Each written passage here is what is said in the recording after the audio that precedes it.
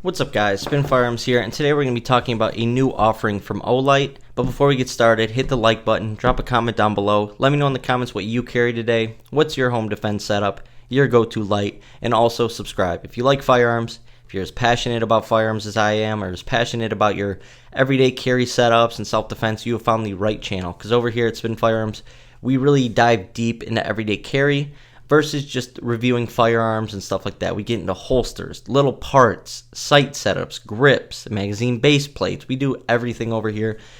Therefore, I think that's what makes this channel a little unique. And also, we have a great community down below. So if you want to comment and have some conversations with some people, I'm all for it. It means a lot to me, guys. Now, like I said, we're going to be talking about this new product from Olight. And I did receive it for free. And I told you guys I would let you know if I got an item for free, which in this case, I did. Now, I have gotten multiple Olights for free, but it hasn't changed my opinion on them, and it hasn't changed my opinion on other lights or anything. I still recommend Streamlight TLR7s and stuff like that, but in this case, I absolutely love this Olight. And I love all my Olights that I have. I've never had one issue with it, and I also like all the mini flashlights for everyday carry. You know, I gave one to my wife that's this big just to throw in her purse, but has an amazing beam coming out of it, plenty. You know, it's just little stuff like that that I really like about Olight, and on top of that, I love the ability to recharge stuff, and we're going to get into recharging and all that as we go. But as you can see, I put this on my dagger, and that's for a reason. Obviously, life is expensive right now. The world is going crazy. Inflation, gas prices went up 40 cents in one day just recently is what I'm being told, where I live, and it's absolutely crazy. So therefore, budget firearms are more popular than ever. And this right here is a PSA dagger, and it's been 100% reliable. Is it a Glock? No, it's not. It's a Glock clone, and that's why they call it a Glock clone, because it's not as good as a Glock. Even though the whole setup, the internals basically are a Glock. But still, a lot of these clones are cheaper, and you can actually see as you start shooting these things, you can then take apart the internals and start looking at it. You can see why they are able to sell these for so cheap. But they do a lot of things great, like the texturing is absolutely better than a Glock. Ergonomics, I like my Gen 3s. It's sort of like forces my fingers together in to fit this grip or this frame. Maybe I just need a bigger frame to fit my hands, but overall, pretty ergonomic. Give you a rail on every firearm. They did go to the hinge trigger, which I do think the trigger on the dagger is better than the original Glock. But when it comes down to overall quality, like this slide quality, it's nice. It's got a nice finish, but the quality is just not as good as a Glock's slide. It just is no way, not even close. The finish on a Glock and Glock slides are one of the best part about Glocks. They just take everything. They take a beating.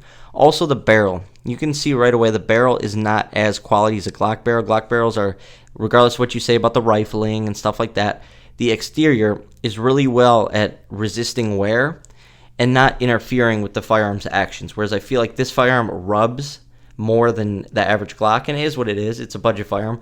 And like I said, no hiccups. I don't feel like the slide is reciprocating slower. I don't feel like it's getting snagged. I don't feel like there's any drag. But at the same time, I did notice for the amount of rounds I've put through this, wear is starting to, show a little bit, which on a Glock normally it takes a little bit more rounds and stuff like that. But it is what it is, a great overall firearm. They also give you much better sights right out of the box. But I paired it with the Olight because both of these are cheaper options than their counterparts, and they can reliably run and run good, right?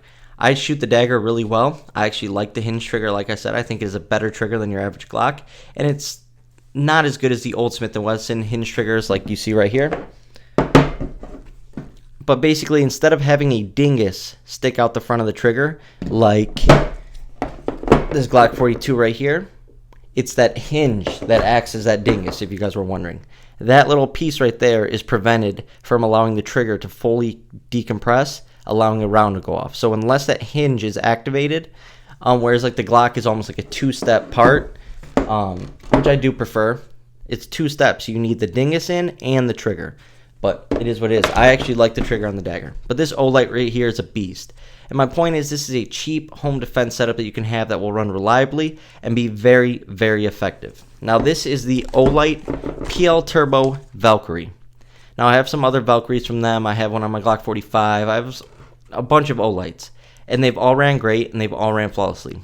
800 lumens compared to like my TLR6 on my Glock 26, which is like 150 lumens, or my TLR6 on my Glock 43, which is like 100 lumens, absolutely insane. Also a throw of 515 meters.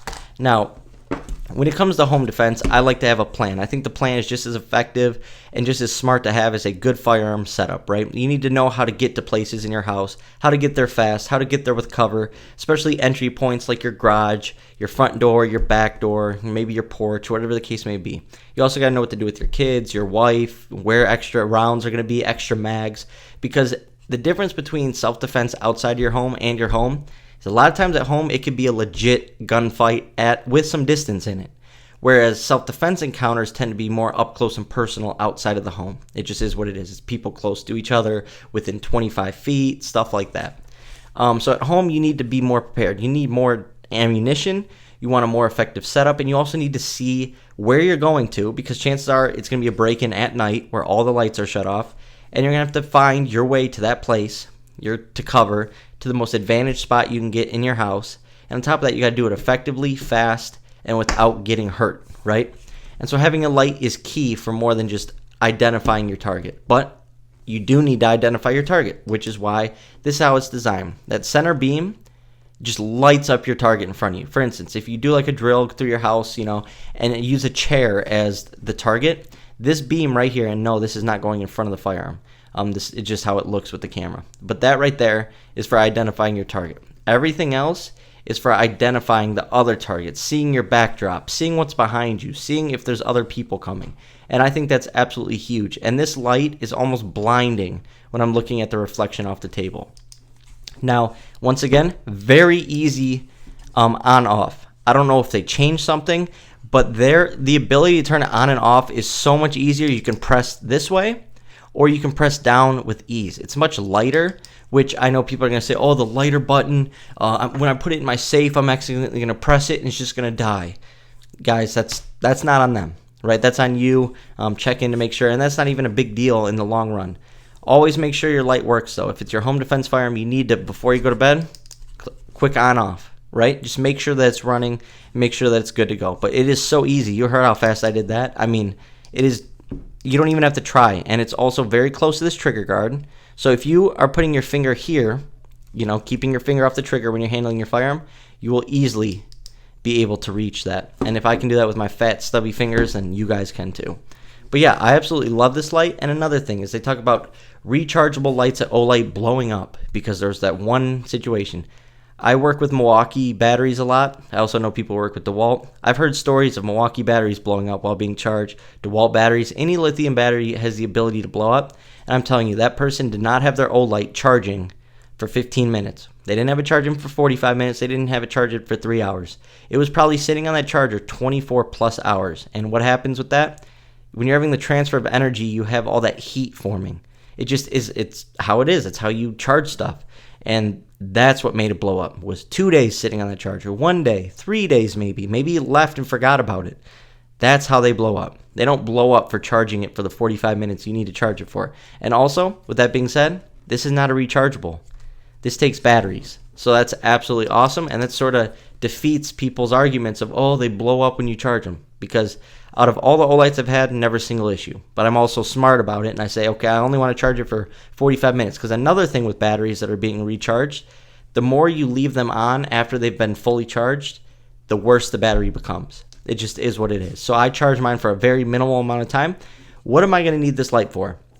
Well, probably max 5 to 10 minutes at night if there's someone breaking into my house. You're not going to be sitting there battling, having a full-out war in your house with your kids in there and people in there. You're going to do your best to defend your house, and chances are they're going to run off because they realize they came to the wrong house.